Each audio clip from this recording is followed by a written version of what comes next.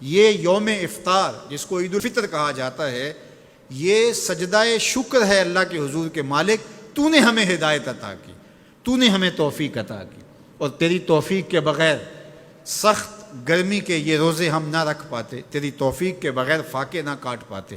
یہ تیرے ہی کرم سے، تیری ہی دی ہوئی توفیق سے ہمیں صبر نصیب ہوا۔ الصوم نصف الصبر، روزہ آدھا صبر ہے۔ تو جس نے توفیق دی، اب اسی کا شکریہ ادا کرنے کے لیے ہم کھلے میدان میں، ہم مرکز میں، ہم مسجد میں، ہم مختلف جگہوں پہ جمع ہوتے ہیں اور جمع ہو کے اس بات کا اعلان کرتے ہیں، مالک میری توفیق بھی تیرے کرم کا صدقہ، یہ قدم اٹھتے نہیں اٹھائے جاتے ہیں۔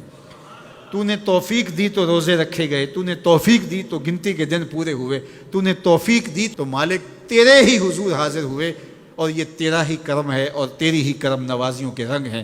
حضرت معاذ بن جبل رضی اللہ تعالیٰ عنہ فرماتے ہیں کہ ایک دن حضور نے میرا ہاتھ پکڑا اور ہاتھ پکڑ کے فرمایا، اے معاذ واللہ انی لاحبک، اللہ کی قسم میں تجھ سے پیار کرتا ہوں۔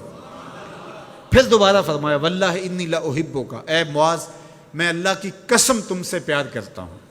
اور اس پیار کی وجہ سے حضور نے حضرت معاذ بن جبل کو بتایا کیا، میں تجھ کو وصیت کرتا ہوں کہ ہر نماز کے بعد ان کلموں کو جو میں تمہیں بتا رہا ہوں ان کو ترک نہیں کرنا، اس کو بھولنا نہیں ہے، اس کو چھوڑنا نہیں ہے۔ اور وہ کیا؟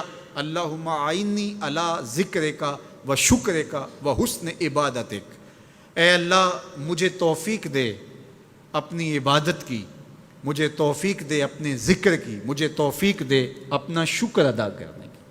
تو اللہ کا شکر ادا کرنے کی اس سے توفیق مانگی، مالک نعمت بھی تو دے اور اس نعمت پر شکرانے کی توفیق بھی تو عطا کر۔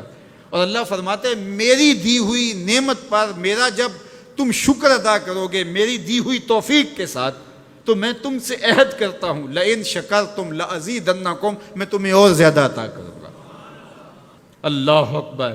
شکریہ سے نعمت میں اضافہ ہوتا ہے، نعمت میں برکت ہوتی ہے۔ ایک دوسرے مقام پہ کتنی خوبصورت بات ارشاد کی، ما یفعل اللہ بعذابکم ان شکرتم و آمنتم، اللہ فرماتا ہے کہ وہ تمہیں عذاب دے کے کیا کرے گا اگر تم شکریہ ادا کرو اور ایمان لاؤ۔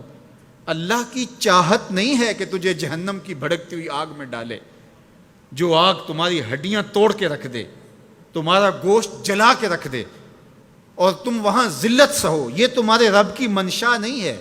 وہ یہ چاہتا ہے کہ تمہیں جنت کی بہاریں نصیب فرمائے۔ یہ تمہارا عمل ہے کہ تم عذابوں کو خرید رہے ہو، تم عذابوں میں چھلانگے لگا رہے ہو۔ اس کی مرضی کیا ہے، اس کی رضا کیا ہے کہ تم شکر ادا کرو اور اس پر ایمان لاؤ، تو وہ تمہارے گناہ بھی معاف کرتے، تمہارے درجے بھی بلند فرماتے۔ بلکہ ایک دوسرے موقع پہ اللہ تعالیٰ نے قرآن مجید میں ارشاد فرمایا کہ تم جہنم کے گھڑے میں گرنے والے تھے، ایک جنبش پا کی دیر تھی کہ تم ایندھن بن جاتے۔ کہا کہ میری نعمت کا شکر ادا کرو کہ جس نعمت نے، اس نعمت سے مراد محمد عربی صلی اللہ علیہ وسلم، تمہیں جہنم سے نکال کے جنت کی راہوں پہ ڈال دیا۔ تو ہمارا رب ہمیں بخشنا چاہتا ہے، ہمارا رب ہماری مغفرت کرنا چاہتا ہے، ہمارے گناہوں کو معاف کرنا چاہتا ہے۔ رحمت رب بہانہ می جوید، اس کی رحمتیں بہانہ تلاش کرتی ہیں، اور بندوں کو بخشنا اسے بڑا پسند ہے۔ تو وہ کتنا کریم ہے، کتنا کریم ہے، کتنا کرم فرمانے والا ہے، کتنا رحیم ہے بندوں پر۔ جب بندے عیدگاہ کی طرف آ رہے ہوتے ہیں اور چیخ چیخ کے کہہ رہے ہوتے ہیں اللہ اکبر اللہ اکبر لا الہ الا اللہ واللہ اکبر اللہ اکبر وللہ الحمد اللہ اکبر اللہ اکبر لا الہ الا اللہ واللہ اکبر اللہ اکبر وللہ الحمد اللہ اکبر اللہ اکبر لا الہ الا اللہ واللہ اکبر اللہ اکبر وللہ الحمد۔ تو اللہ فرشتوں سے فرماتا ہے کہ کیا مزدوری دی جائے اس مزدور کو جو کام پورا کرے؟ تو وہ کہتے ہیں مالک اجر تو پورا ہی ملنا چاہیے۔ تو فرمایا یہ چیخ چیخ کے جو مجھے پکارتے ہوئے آ رہے ہیں میں نے ان کو بخش دیا۔ اور وہ چیخ چیخ کے کیا کہتے ہوئے آ رہے ہیں؟